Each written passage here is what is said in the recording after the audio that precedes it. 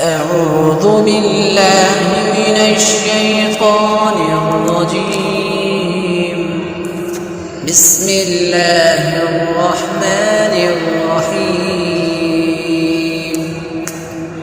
ألف لام را، تلك آيات الكتاب المبين. إنا أنزلناه قرآنا عربيا لعلكم تعقلون. نحن نقص عليك أحسن القصص بما أوحينا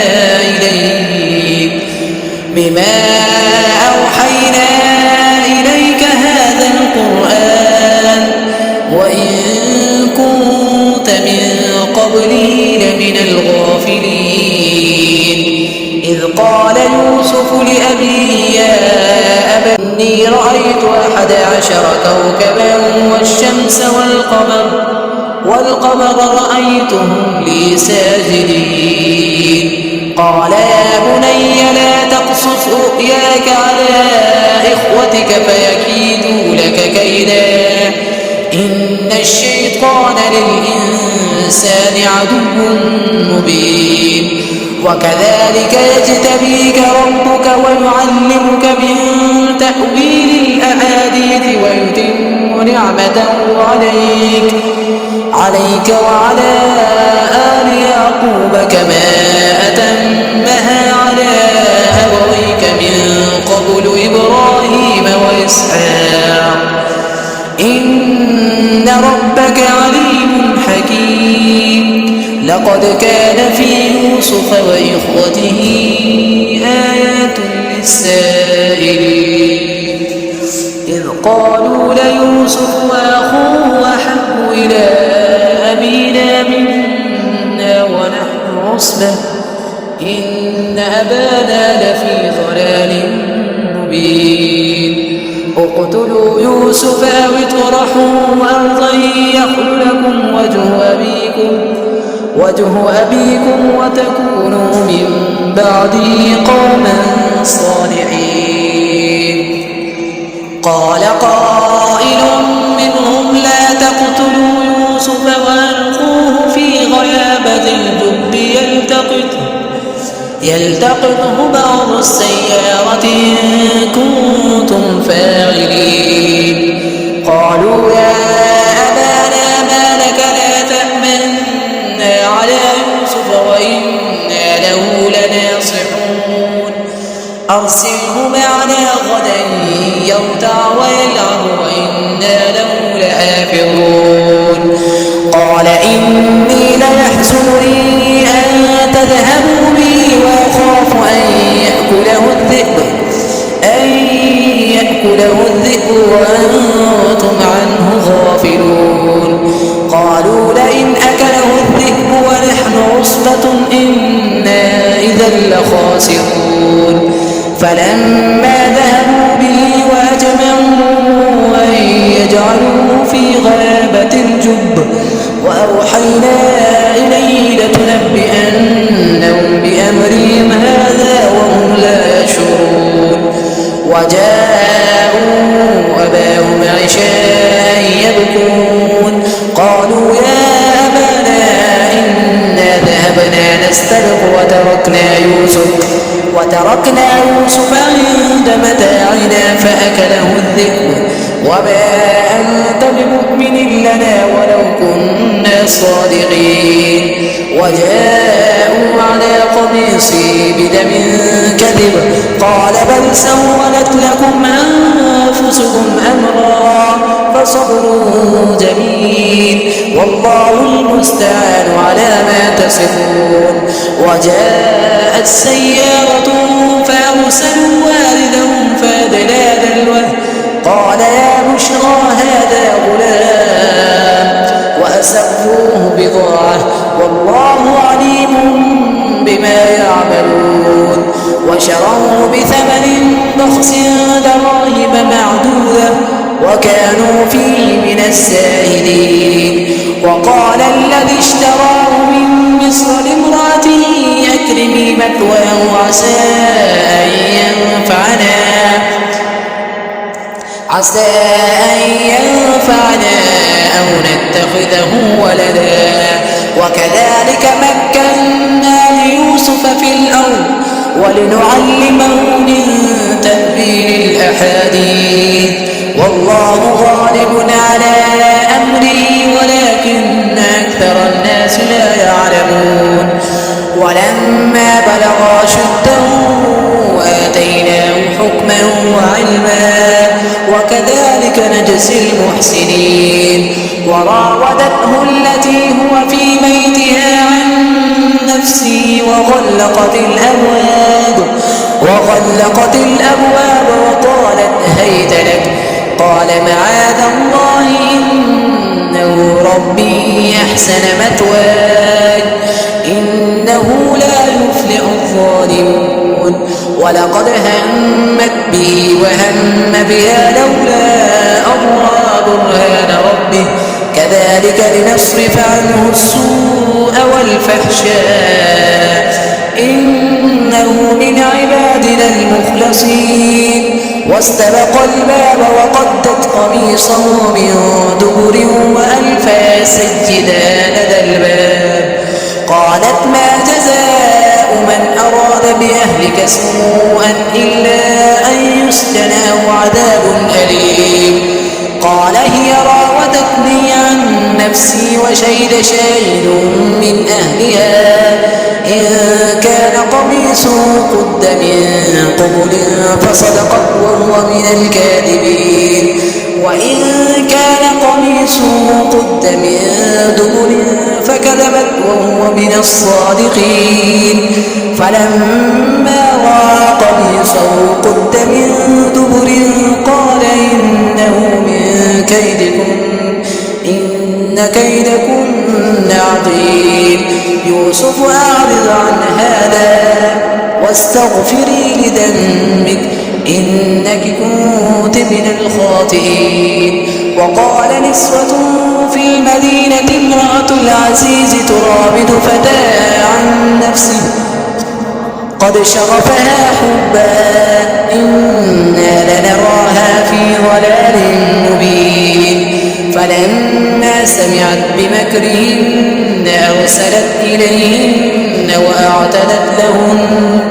وأعتدت لهن متكئا وآتت كل واحدة منهن سكينا وقالت اخرج عليهن فلما رأينه أكبرنه وقطعن أيديهن وقلن حاش لله ما هذا بشرا إن هذا إلا ملك كريم قالت فذلكن الذي لمتنني فيه ولقد راودته عن نفسه فاستعصم ولئن لم يفعل ما آمره ليسجنن وليكون من الصاغرين قال رب السجن أحب إلي مما يدعونني إليه وإلا تصرف عني كيدهن أصب إليهن وأكن من الجاهلين فاستجاب له ربه فصرف عنه كيدهن إنه هو السميع العليم ثم بدا لهم من بعد ما رأوا الآيات ليسجننه حتى حين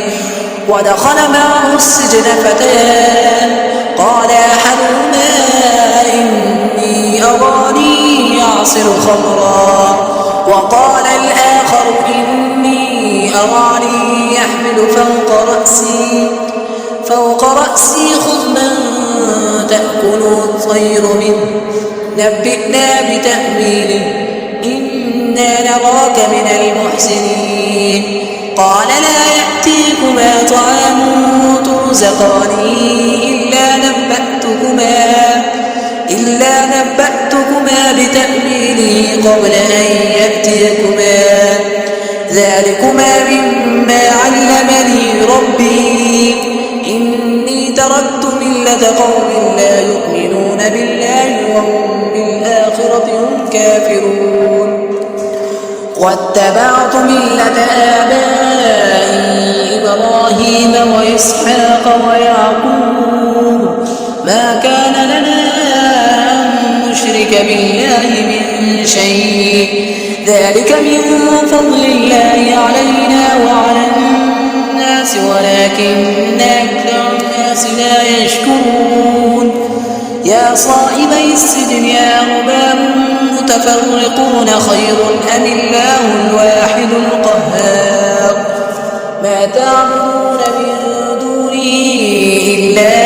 أسماء سميتموها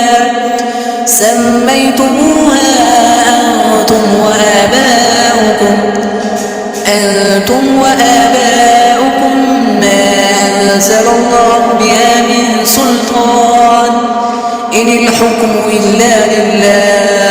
أمر أن لا تعبدوا إلا إياه ذلك الدين القيم ولكن أكثر الناس لا يعلمون يا صاحبي السجن أما أحدكما فيسقي ربه خمرا وأما الآخر فيسلب فتأكل الطير من رأسه قضي الأمر الذي فيه تستفتيان وقال للذي ظن أنه ناج منه اذكرني عند ربك فأنساه الشيطان ذكر ربه فلبث في السجن بضع سنين وقال الملك إني أرى 7 بقرات سمان يأكلهن 7 عجاف و7 سنبلات خضر وأخر يابسات يا أيها الملأ افتوني في رؤياي إن كنتم للرؤيا تعبرون قالوا أضغاث أحلام وما نحن بتأويل الأحلام بعالمين وقال الذي نجا منهما وادكر بعد أمة أنا أنبئكم بتأويله فارسلون يوسف أيها الصديق أفتنا في 7 بقرات سمان يأكلهن 7 عجاف و7 سنبلات خضر وأخر يابسات لعلي أرجع إلى الناس لعلهم يعلمون قال تزرعون 7 سنين دأبا فما حصدتم فذروه في سنبله إلا قليلا مما تأكلون ثم يأتي من بعد ذلك 7 شداد يأكلن ما قدمتم لهن إلا قليلا مما تحسنون ثم يأتي من بعد ذلك عام فيه يغاث الناس وفيه يعصرون وقال الملك ائتوني به فلما جاءه الرسول قال ارجع إلى ربك فاسأله ما بال النسوة اللاتي قطعن أيديهن إن ربي بكيدهن عليم قال ما خطبكن إذ راوتن يوسف عن نفسه قلنا حاش لله ما علمنا عليه من سوء قالت امرأة العزيز الآن حصحص الحق أنا راودته عن نفسه وإنه لمن الصادقين ذلك ليعلم أني لم أخنه بالغيب وأن الله لا يهدي كيد الخائنين وما أبرئ نفسي إن النفس لأمارة بالسوء إلا ما رحم ربي إن ربي غفور رحيم وقال الملك ائتوني به أستخلص لنفسي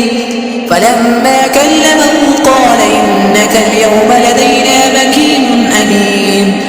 قال اجعلني على خزائن الأرض إني حفيظ عليم وكذلك مكنا ليوسف في الأرض يتبوأ منها حيث يشاء نصيب برحمتنا من نشاء ولا نضيع أجر المحسنين ولأجر الآخرة خير للذين آمنوا وكانوا يتقون وجاء إخوة يوسف فدخلوا عليه فعرفهم وهم له منكرون ولما جهزهم بجهازهم قال ائتوني بأخ لكم من أبيكم ألا ترون أني أوفي الكيل وأنا خير المنزلين فإن لم تأتوني به فلا كيل لكم عندي ولا تقربون قالوا سنراود عنه أباه وإنا لفاعلون وقال لفتيانه اجعلوا بضاعتهم في رحالهم لعلهم يعرفونها إذا انقلبوا إلى أهلهم لعلهم يرجعون فلما رجعوا إلى أبيهم قالوا يا أبانا منع منا الكيل فأرسل معنا أخانا نكتل وإنا له لآفلون قال هل آمنكم عليه إلا كما أمنتكم على أخيه من قبل فالله خير حافظا وهو أرحم الراحمين ولما فتحوا متاعهم وجدوا بضاعتهم ردت إليهم قالوا يا أبانا ما نبغي هذه بضاعتنا ردت إلينا ونمير أهلنا ونحفظ أخانا ونزداد كيل بعير ذلك كيل يسير قال لن أرسله معكم حتى تؤتون موثقا من الله لتأتونني به إلا أن يحاط بكم فلما آتوا موثقهم قال الله على ما نقول وكيل وقال يا بني لا تدخلوا من باب واحد وادخلوا من أبواب متفرقة وما أغني عنكم من الله من شيء إن الحكم إلا لله عليه توكلت وعليه فليتوكل المتوكلون ولما دخلوا من حيث أمرهم أبوهم ما كان يغني عنهم من الله من شيء إلا حاجة في نفس يعقوب قضاها وإنه لذو علم لما علمناه ولكن أكثر الناس لا يعلمون ولما دخلوا على يوسف آوى إليه أخاه قال إني أنا أخوك فلا تبتئس بما كانوا يعملون فلما جهزهم بجهازهم جعل السقاية في رحل أخيه ثم أذن مؤذن أيتها العير إنكم لسارقون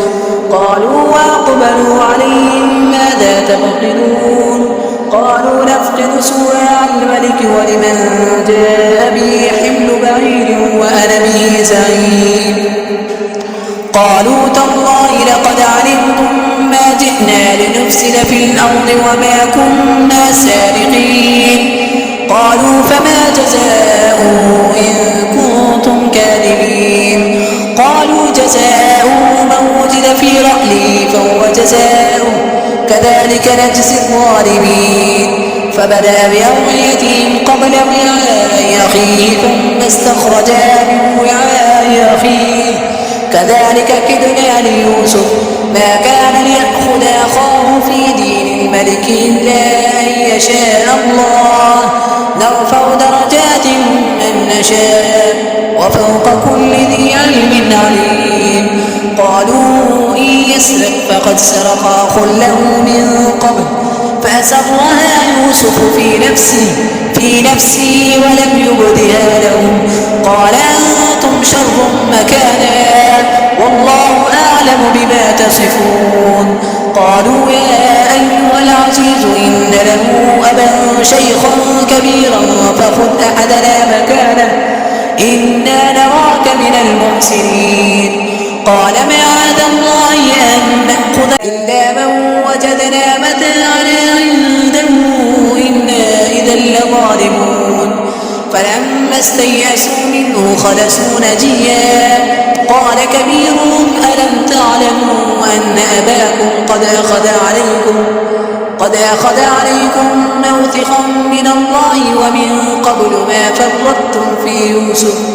فلن أبرح الأرض حتى يأذن لي أبي أو يحكم الله لي وهو خير الحاكمين. ارجعوا إلى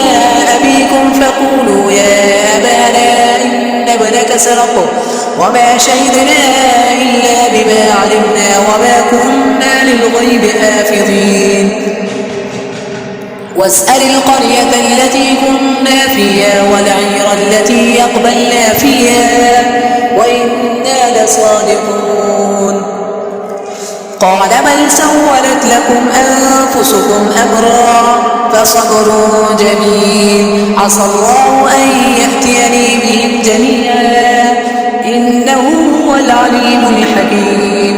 وتولى عنهم وقال يا أسفا على يوسف وابيضت عيناه من الحزن فهو كظيم. قالوا تالله تفتأ تذكر يوسف حتى تكون حرضا أو تكون من الهالكين. قال إنما أشكو بثي وحزني إلى الله وأعلم من الله ما لا تعلمون. يا بني اذهبوا فتحسسوا من يوسف وأخيه ولا تيأسوا من روح الله إنه لا ييأس من روح الله إلا القوم الكافرون. فلما دخلوا عليه قالوا يا أيها العزيز مسنا وأهلنا الضر وجئنا ببضاعة مزجاة فأوف لنا الكيل وتصدق علينا إن الله يجزي المتصدقين. قال هل علمتم ما فعلتم بيوسف وأخيه إذ أنتم جاهلون. قالوا وإنك لأنت يوسف قال أنا يوسف وهذا أخي قد من الله علينا إنه من يتق ويصبر فإن الله لا يضيع أجر المحسنين. قالوا تالله لقد آثرك الله علينا وإن كنا لخاطئين. قال لا تثريب عليكم اليوم يغفر الله لكم وهو أرحم الراحمين. اذهبوا بقميصي هذا فألقوه على وجه أبي يأت بصيرا وأتوني بأهلكم أجمعين. ولما فصلت العير قال أبوهم إني لأجد ريح يوسف لولا أن تفندون. قالوا تالله إنك لفي ضلالك القديم. فلما أن جاء البشير ألقاه على وجهه فارتد بصيرا قال ألم أقل لكم إني أعلم من الله ما لا تعلمون. قالوا يا أبانا استغفر لنا ذنوبنا إنا كنا خاطئين. قال سوف أستغفر لكم ربي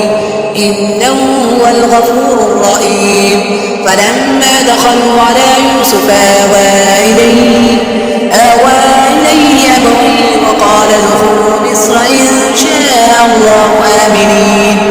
ورفع أبويه على العرش وخروا له سجدا